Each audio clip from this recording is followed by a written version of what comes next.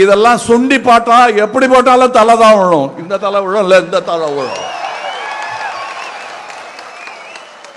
புரியுதா? உங்களுக்கு புரியணும்.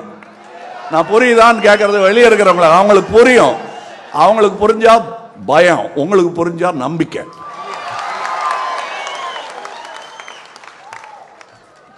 அதுக்கு தமிழ்நாடு தான் உதாரணம். அந்த நம்பிக்கை வந்துருச்சு, இன்னும் பலமா வரணும்.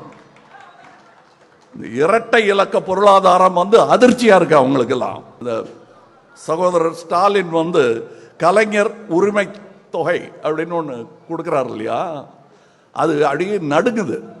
இங்கதான் ஆரம்பிச்சது, இப்ப எல்லாரும் பண்றாங்க.